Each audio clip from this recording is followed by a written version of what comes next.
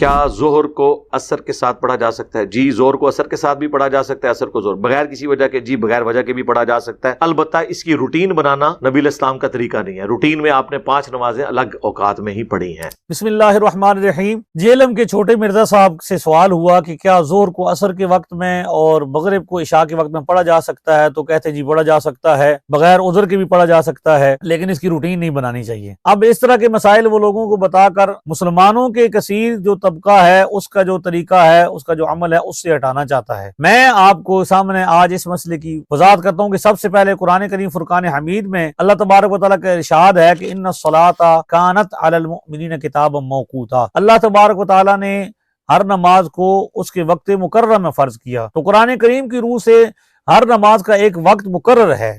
इस तरह नहीं हो सकता कि एक नमाज का वक्त हो और दूसरी नमाज पढ़ ली जाए, जोर के वक्त में असर पढ़ ली जाए और असर के वक्त में जो है वो इशा पढ़ ली जाए। तो हर नमाज का वक्त मुकर्रर है। अब जो जमा करने के हवाले से जो अहादीस वो बयान करके लोगों को राय रात से हटाने की कोशिश करता है, वो अहादीस में जिसमें सिर्फ इतना जिक्र है कि भाई जमा किया गया, उनकी कैफियत बयान नहीं की गई। आज आपके सामने मैं 3 अहादीस शरीफ सियासत शरीफ से पेश करूंगा, जिसमें आपको ये बताया जाएगा कि नमाजें जमा हुई हैं तो किस तरह हुई हैं, नमाजों को किस तरह जमा किया जा सकता है। तो सबसे पहले जो रिवायत में पेश कर रहा हूँ, किताब का नाम है सुनन नसाई और मुसन्निफ है हजरत बाबा जी अहमद बिन शुएब अन-नसाई रहमतुल्लाहि तआला अलैह और हदीस का नंबर है 3013 और इस हदीस के रावी हजरत अब्दुल्लाह बिन मसूद रदियल्लाहु तआला अन्हु हैं। वो फरमाते हैं कान रसूलुल्लाह सल्लल्लाहु अलैहि वसल्लम युसल्ली सलात लिवक्तिहा इल्ला बिजमइन व अरफातिन। रसूलुल्लाह सल्लल्लाहु अलैहि वसल्लम नमाज को उसके वक्त पर अदा फरमाते थे सिवाय मकामे मुज़दलिफा और मैदान अरफात के। यानी नबी अलैहिस्सलातु वस्सलाम का भी ये मामूल था कि आप हर नमाज को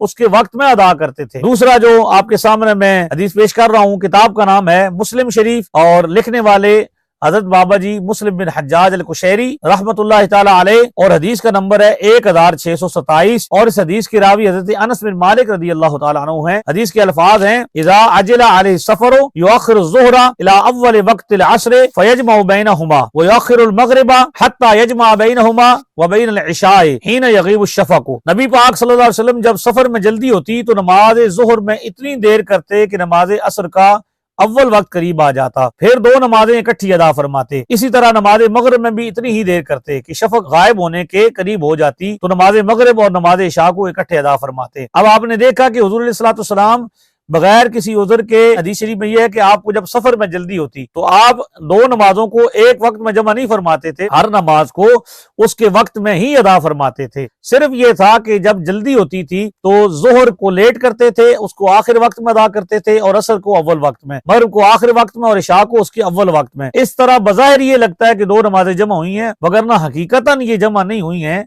ये हर नमाज को उसके वक्त में पढ़ा गया है। पहली नमाज में इतनी ताखीर करना कि अगली नमाज का अव्वल वक्त करीब आ जाए, इससे ये बात बखूबी वाज़ेह होती है कि 2 नमाजें एक वक्त में अदा नहीं फरमाते थे, बल्कि पहली नमाज को अपने आखिरी वक्त में और अगली नमाज को अव्वल वक्त में अदा फरमाते थे। इसी तरह अगर एक ही वक्त में 2 नमाजें जमा फरमाने का मामूल होता तो पहली नमाज में इतनी ताखीर का क्या मकसद कि दूसरी नमाज का वक्त करीब आ जाए। लिहाजा एक नमाज के वक्त में अगर 2 नमाजें अदा फरमाते तो ताखीर किए बगैर ही एक वक्त में 2 नमाजें जमा की जा सकती हैं। इतनी ताखीर का मकसद क्या था? तो ये सारा जो तरद्दुद है, ये सारा जो अमल है रसूलुल्लाह सल्लल्लाहु अलैहि वसल्लम का, इससे ये वाज़ेह हो रहा है कि हुजूर सल्लल्लाहु अलैहि वसल्लम एक नमाज को दूसरी नमाज के वक्त में अदा नहीं फरमाते थे, बल्कि हर नमाज को उसके वक्त में ही अदा फरमाते थे। अगली जो हदीस शरीफ है, किताब का नाम है मुस्लिम शरीफ और लिखने वाले हजरत बाबा जी मुस्लिम बिन हज्जाज अल कुशैरी रहमतुल्लाहि तआला अलैह और हदीस का नंबर है 1634। रावी इसके हजरत अब्दुल्लाह इब्न अब्बास रदियल्लाहु तआला अन्हुमा हैं। फरमाते हैं सल्लैतु मअन नबिय्या समानियन जमीयन व सबअन जमीयन क़ुल्तु या अबा शासाए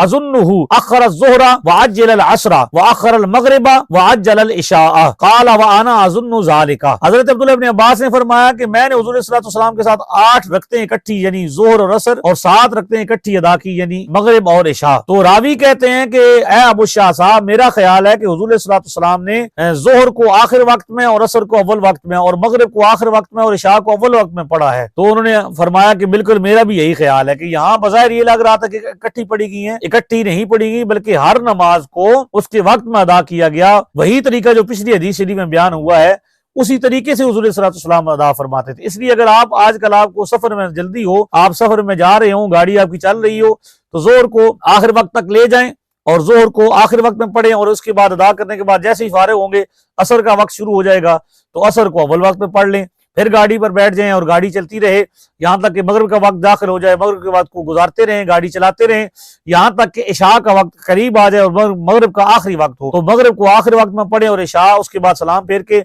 इशा को अव्वल वक्त में पढ़ें। इस तरह आप दो नमाजों को जमा कर सकते हैं कि एक नमाज का आखिरी वक्त हो और दूसरी नमाज का पहला वक्त हो। तो इस तरह दर हकीकत दो नमाजें जमा नहीं हुई बल्कि दो नमाजों को बज़ाहिर ये लगता है कि जमा किया गया है, तो इसको जमा सूरी कहते हैं। तो जमा सूरी जायज है और इन अहादीस को जो मैंने आपके सामने 3 पेश की हैं उम्मत मुस्लिमा के अंदर तलक्की बिल कबूल भी हासिल है।